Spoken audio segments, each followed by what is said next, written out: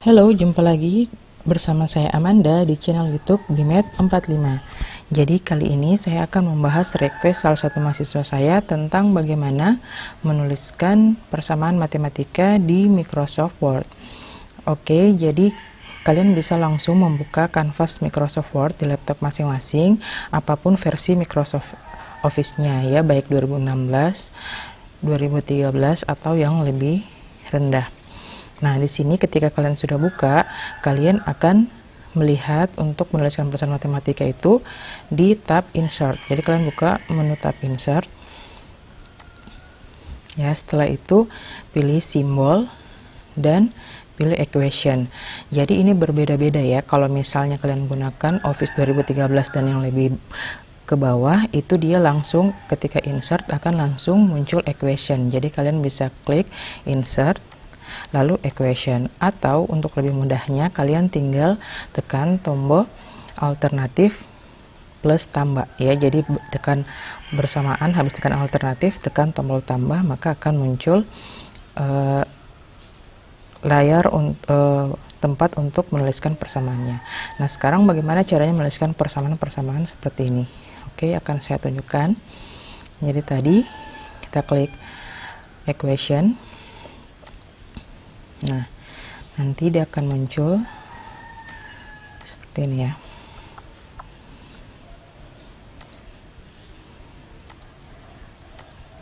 Oke, nah di sini berarti kalian sudah siap untuk menuliskan persamaan matematika yang kalian inginkan. Sekarang tinggal lihat, kalau misalnya yang kalian muat adalah bentuk pecahan, kalian akan pilih di struktur, terus lihat yang bentuk X per Y. Nah, di sini ada pilihan bentuk-bentuk pecahan yang akan kalian tuliskan. Jadi ada bentuk yang lurus seperti ini, terus ada bentuk yang miring seperti ini, atau bentuk yang datar seperti ini. Oke, kalau yang umum digunakan di buku-buku teks matematika sekolah itu adalah bentuk yang seperti ini. Oke, nah di sini kalian tinggal klik untuk menuliskan pecahan apa, misalnya 2/5. Kalian ketik 2, untuk ke bawahnya kalian tinggal tekan tanda panah ke bawah, terus 2/5. Oke, nah untuk melihat membuat model yang lebih kompleks lagi, kalian tinggal tekan tadi alternatif plus tambah, tanda tambah, terus pilih lagi model yang ingin kalian buat. Misalnya kalian mau buat bentuk pangkat. Kalau bentuk pangkat yang kalian pilih adalah ini, bentuk script atau E pangkat X. Nah, ini untuk pangkat ya, yang ini untuk indeks. Jadi misalnya kalau kalian mau tulis indeks X1, X2, dia gunakan yang subscribe. Sementara kalau untuk pangkat gunakan yang super. Oke, klik di sini. Kalian bisa tuliskan misalnya 3x terus pangkat 2 kurang. Untuk tanda operasi kurang dan tambah kalian bisa langsung menuliskan di keyboard ya, tapi kalau misalnya untuk tanda kali dan bagi itu kalian harus klik di simbol sini. Oke, nah di sini kalian bisa pilih tandanya sesuai dengan kebutuhan kalian. Ada tanda tidak sama dengan, tanda kali, lihat ya, perhatikan baik-baik, tanda kali dan X itu dia berbeda modelnya. Misalnya kali 3, terus di sini ada tanda baginya. Nah, sekarang misalnya kita mau buat tanda baginya itu berbentuk akar ya. Kalau akar kita pilih yang radikal. Nah, di sini radikal juga berbeda-beda. Untuk bentuk yang pertama itu dia untuk akar kuadrat. Jadi kalau akar kuadrat bisa langsung pilih ini ya. Misalnya akar kuadrat dari 3.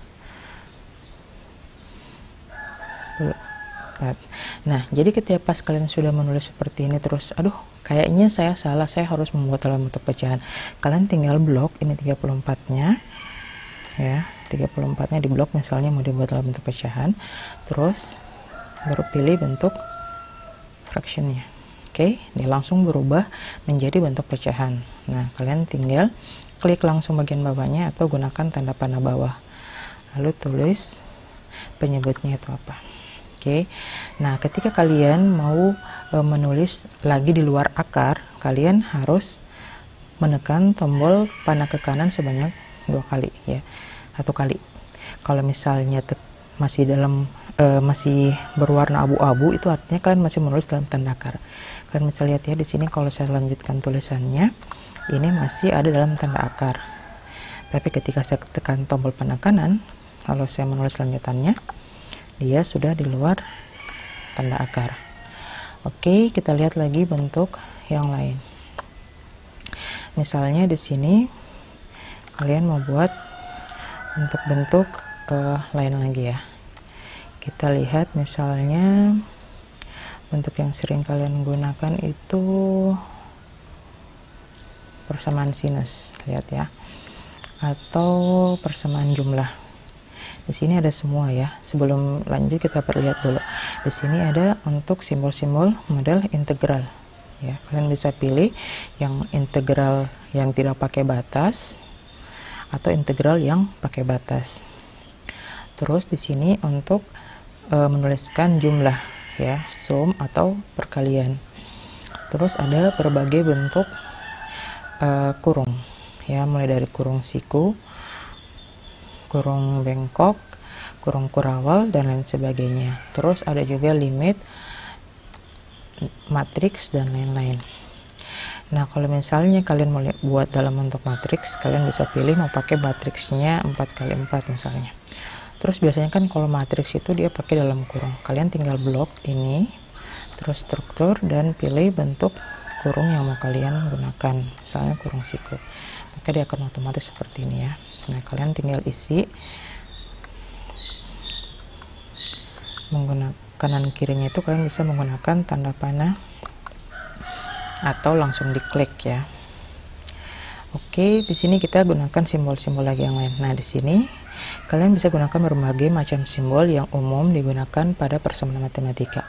Ini untuk matematika dasar. Kalau kalian mencari simbol-simbol lain, misalnya untuk geometri, huruf-huruf Yunani, dan lain-lain, kalian bisa pilih di sini. Di sini ada Greek letters. Nah, dia akan berubah kan? Ada alfa, beta, gamma, dan lain-lain. Seterusnya, misalnya mau operator. Operator dia akan berubah. Oke. Nah, di sini semua operator yang dibutuhkan dalam menuliskan persamaan matematika ada semua di sini. Terus kalau mau pilih lagi misalnya geometri. Nah, di sini semua operator-operator untuk geometri bisa kalian gunakan. Oke. Nah, mau bentuk seperti apa lagi yang biasa kita tuliskan? Kita sudah tahu kan kalau bagaimana bentuk pangkat. Nah, kita tuliskan sekali lagi, kita coba sekali lagi, alternatif tambah. Kita mau buat persamaan dalam bentuk pecahan ya. Bagian atasnya kita klik, terus kita mau buat persamaan atasnya itu misalnya berbentuk kuadrat yang pakai indeks ya, misalnya x1 kuadrat. Kita bisa tuliskan x1, terus kalau mau dikasih kuadrat x1 nya kita blok dulu ya. Setelah blok, kita klik kembali struktur, terus script, pilih yang pangkat. Nah, begitu. Terus kita bisa buat pangkatnya, pangkat blok. Oke, jangan lupa untuk mengklik tanda panah kanan kalau kalian membuat bentuk yang lain ya. Karena kalau enggak dia akan masuk ke bentuk pertama. Misalnya tambah 3. Nah, akarnya misalnya kita mau buat bentuk akar lain ya, yang selain akar 2. Di sini kita bisa buat x, terus akarnya misalnya akar 3. Oke, terus untuk bawahnya kalian bisa gunakan tanda panah bawah atau langsung diklik. Di sini misalnya 4x. Kalau bagian bawahnya kalian mau kasih bentuk pecahan lagi, kalian tinggal blok dan masuk ke fraction. Nah, untuk pecahan yang di bawah kalian bisa pilih menggunakan bentuk pecahan yang sama atau model yang miring seperti ini. Oke, misalnya 2x ya. Kita mau ini pangkat, bisa tinggal klik. Oke. Nah, begitulah kurang lebih tutorial untuk menuliskan rumus-rumus matematik.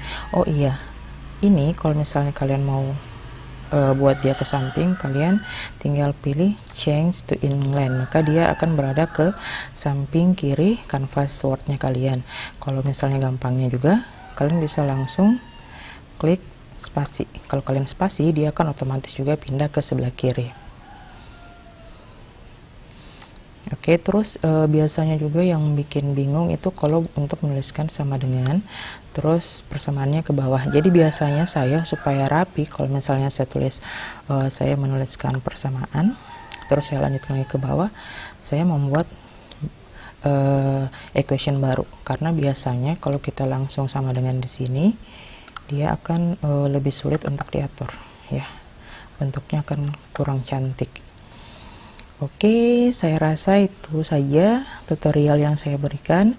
Semoga bermanfaat untuk semuanya. Terima kasih.